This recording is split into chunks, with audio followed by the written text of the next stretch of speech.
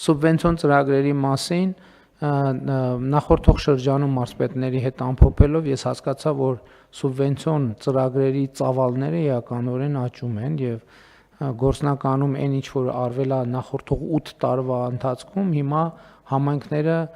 ընդհուպ կա որ մի տարվա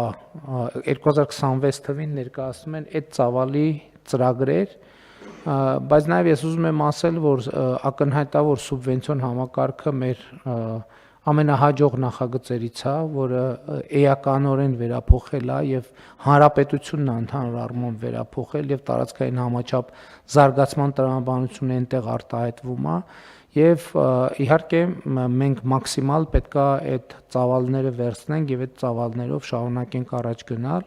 եւ իմ ընկալումն է նա որ եթե մենք այս տրամաբանությամբ գնանք այն փոփոխությունը որ մենք տեսել ենք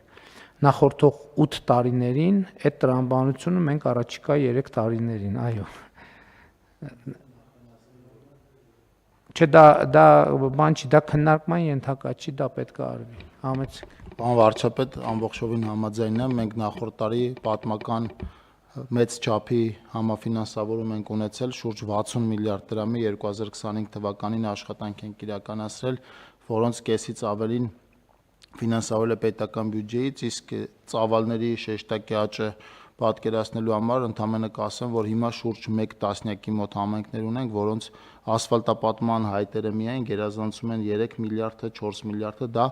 այն հայտերն են, որոնք ներկայացվել են 2026 թվականի համար։ Ես էլի ուզում եմ մեր քաղաքացիների ուշադրությունը հրավիրել հետևյալ խնդրի վրա, մենք առաջիկայում պետք է աշխատենք եւ նաեւ գնահատական ունենանք բնակավայրերում ստվերի կրճատման տեմպերի մասին։ Խոսքը նրա մասին է եւ այդ հնարավորությունը մենք ոնց որ թե արդեն մեր տեխնիկական բաներով մոդուլներով ունենք, մենք պետք է գնահատենք ամեն բնակավայրում ստվերը ինչքան է կրճատվում, որը արտահայտվում է ՀԴՄ կտրոնների, այսինքն առևտրի արձանագրմամբ։ Մենք կունենանք փորձագիտական եւ դա նույնպես որպես գործակից հաշվի կառնվի, որովհետեւ եւ այս process-ը նաեւ մեր բյուջեի հավաքագրումները, եկամտային մասի դինամիկան մեզ հուշում է, որ դա գործոն է, որը իրական ազդեցություն է ունենում եւ հետո մենք պետք է գնանք այս տրամաբանությամբ։ Ես նաեւ պետական եկամուտների կոմիտեի նախագահի առաջ խնդիր եմ դրել, որ մեզ այս բանի ինչ էր անունը դրոշմապիտակներով համակարգ, այսինքն ապրանքների ցանկը պետք է ընդլայնվի մաքսիմալ, այս տարի մաքսիմալ պետք է ընդլայնվի։ Հաջորդող շրջանում մենք պետք է մտածենք այս շուկայում այլընտրանքներ ձևավորելու հնարավորությունների մասին։ Այսինքն հիմա մի օպերատոր ունենք, ապագայում մենք կմտածենք մի քանի կամ երկու օպերատոր ունենալու մասին, բայց 26 թվի ընթացքում 27 թվի հունվարի 1-ից մաքսիմալ պետք է ընդլայնված լինի այս դրոշմապիտակավորման, այսինքն ինչը հնարավոր է դրոշմապիտակավորել, ամեն ինչը պետք է դրոշմապիտակավորել։ Այն ինչ որ հնարավոր չի դրոշմապիտակավորել, էդ էլ է պետք դրոշմապիտակավորել, որովհետև տենց բան չկա, որ հնարավոր չի դրոշմապիտակավորել։ Այսինքն եթե ապրանքներ կան, որոնց գինը, չգիտեմ, այդքան չի,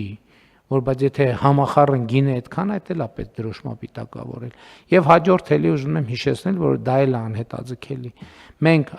միկրոբիզնեսի շեմը պետք է կրկնապատկենք եւ պետք է կարգավորում մտցնենք, որ X ժամանակում, եթե որևէ ձեռնարկություն դա վերաբերվում է եւ միկրոբիզնեսին եւ շրջանառության հարկով աշխատողին, տարվա մեջ օրինակ կնայենք 3 անգամ ՀԴՄ չթողարկելու համար բան եղավ, արձանագրվեց ՀԴՄ բաց չթողնելու փաստ, 5 տարի ինքը պետքա զրկվի ընդհանրապես եւ միկրոբիզնեսի եւ շրջանառության հարկի ոլորտում աշխատելու։ Այսինքն պետքա միանգամից մտնի եւ 5 տարի պետքա արգելվի, միայն ավելացված արժեքի հարկի համակարգով պետքա աշխատի։ Ես հասկանում եմ, որ կարա ոմանց համար սա նշանակի դե ֆակտո փակում, բայց ուրեմն թող ՀԴՄ կտրոնները թողարկեն։ ՀԴՄ կտրոնները պետքա թողարկվեն, չի կարող այլ կերպ լինել։ Հիմա ես հանձնարարում եմ, որ այս երկու կարգավորումը իրար հետ անենք, որպեսզի հունվարի 1-ից 2027 թվի աշխատի։ Միկրոբիզնեսը 24-ից դառնա 50 միլիոն դրամ տարեկան շրջանառությունը, բայց ցանկացած միկրոբիզնեսով եւ շրջանառության հարկով աշխատող ցանկացած ընկերություն, որ մի տարվա մեջ ես չգիտեմ դա քիչ եմ ասում, նորմալ չի մի տարվա մեջ 3 շեմ դնել, 3 անգամ ՀԴՄ կտրոնջ թողարկելու փաստ արձանագրվեց այդ ընկերությունում 5 տարի այդ ընկերությունը դուրս է գալիս եւ միկրոբիզնեսը եւ շրջանառության հարկի համակարգից եւ պետքա գործի ավելացված արժեքի